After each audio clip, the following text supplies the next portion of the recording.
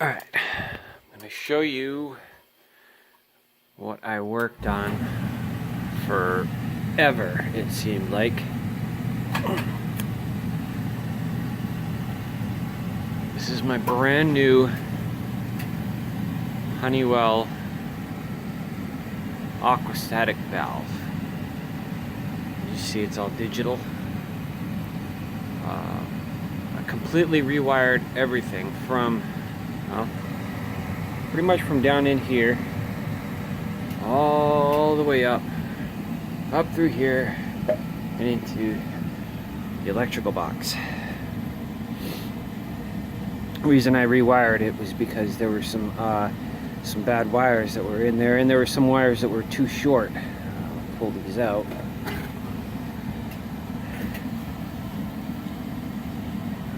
Really wish I had done some before and during videos, but I didn't.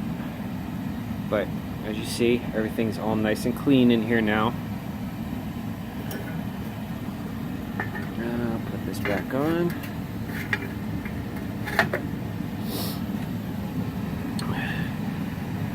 I love this valve because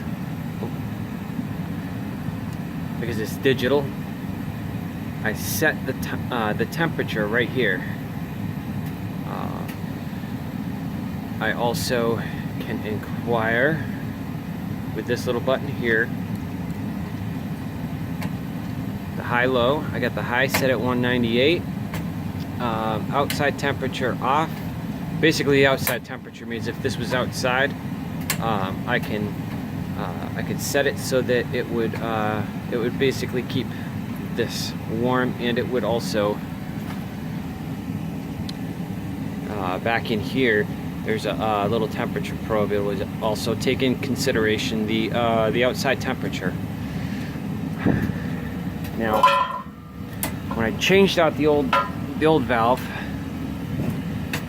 there is, like I had said before, a little temperature probe that goes in here, and this is called the well. I'll show you what the old well looks like. Don't mind the mess down here. Still haven't cleaned up, but this is what the old well looked like. As you can see, some idiot replaced one of the temperature valves. My phone's gonna die. And instead of pulling it out, because they couldn't pull it out, well, they couldn't pull it out because of this dent here, they just stuck another one in there. So when I tried pulling the valve out, this little copper wire snapped off. I thought I was screwed, but a little research and figured I could pull this out. The brand new one is all epoxy coated, so you're not going to get these little divots like this anymore, and you can't see it, but there are little teeny tiny holes inside here. When I pulled this back off, water came out from here, so that's how I knew that there was a leak in there, because it shouldn't leak. So to do that, I had to shut all the water off and pull that out and put the brand new one in. Everything went together pretty nicely. As you see, the wiring that I did, everything is nice and neat. It's easy to move if I need to move it to check temperatures or anything like that. Still not quite, I wish I'd run a little longer wires down here, because what I did was I put this upside down. So this little down arrow really is an up arrow. And yes, you hear that banging noise? It means I've got air in the system. I've been slowly draining it out. I thought I got it all out, but obviously I didn't, so Looks like I'm going to be down here for a little while longer trying to drain that whole system out.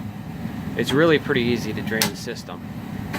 I'll show you in a minute, but I want to show you what I did here.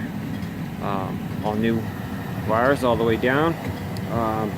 This is kind of messy. I haven't put this away yet, but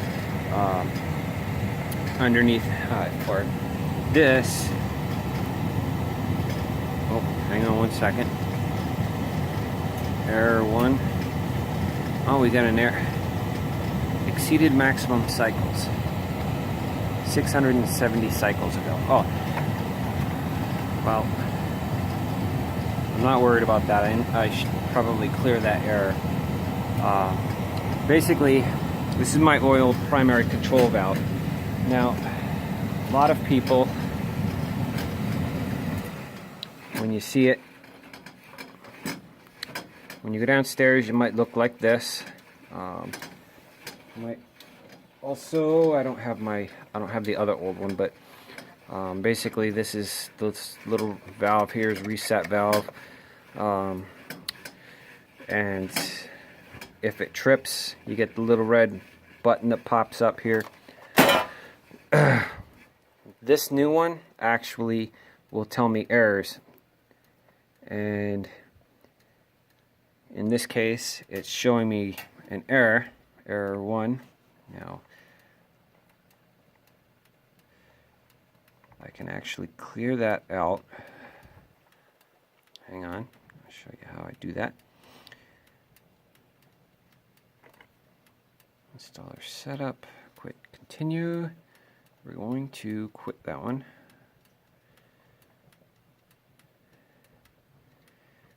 Yes. Rebaseline, yes.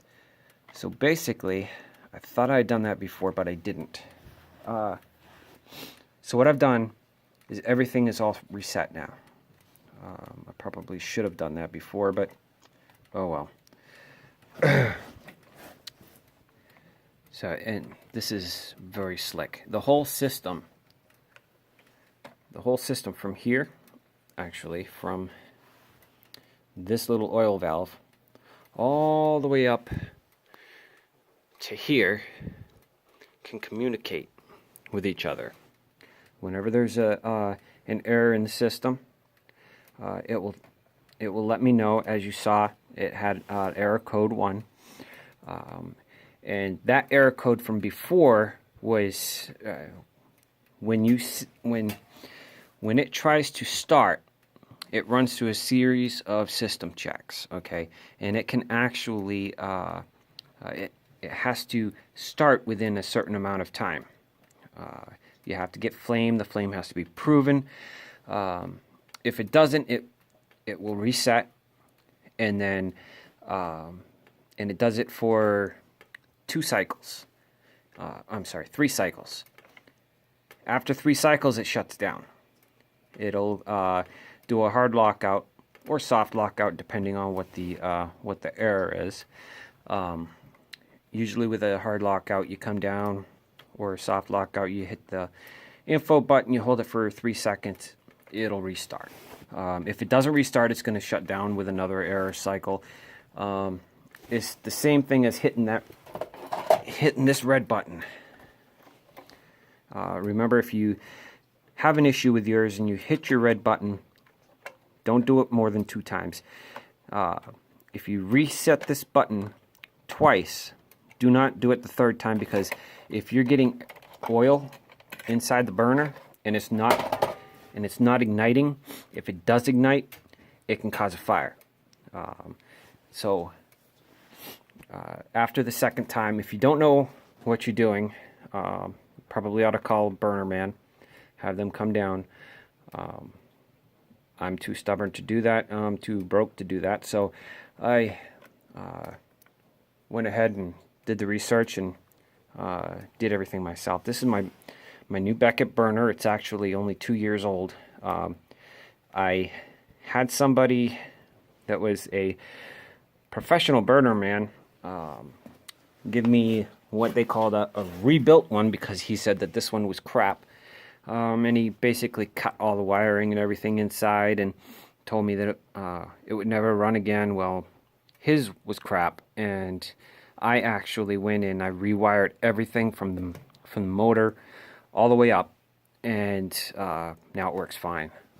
But beautiful thing about this, unlike the one that he had, which was made in 1988, this actually has this little valve here, this little oil valve. The one that he gave me didn't have the oil valve, so it helps control the oil pressure with this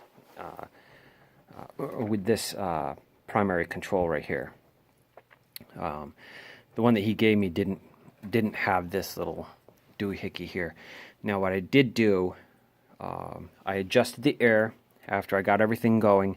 I adjusted the air. I also adjusted the oil pressure. The oil pressure was actually running, well, in the other one it was running around 300 PSI, and it should be between 100 and 150. This was running 175. I adjusted the oil pressure. There is, I can't really see it here, but right there, that little screw, that's how you adjust the oil pressure. But you want to make sure that you have the right gauge that connects here. In my case, I actually I pull this out, my gauge snaps in there, and it tells me exactly what the oil pressure is. I was able to set it down to 100 and I think it's 121 right now is what I have it set at. I could have gone lower, but it seems to be okay. I have a little bigger nozzle on the end in there, so I figured a little bit higher oil pressure is okay. And like I said, everything's running great. So this was replaced. This is your igniter. If I pulled this open, it's gonna look, well, I'll pull out the old one here. It's gonna look like this if you pop this open. Right here is what they call the CAD cell, or the eye. Some people call it the eye. This actually monitors the flame, makes sure that that the flame is proven. If there's no flame, this is what will actually shut down the system, and in this case will enunciate an error. As you see, this one here was junk. This got bent because I stepped on it, but it wasn't working properly anyway. So this new one, it's slick as hell. Works real nice. Not pretty like the other one was, but you know, it doesn't need to be pretty. Just needs to be new and work. And other than that, I guess that's about it. I can make a video on how I drain the system.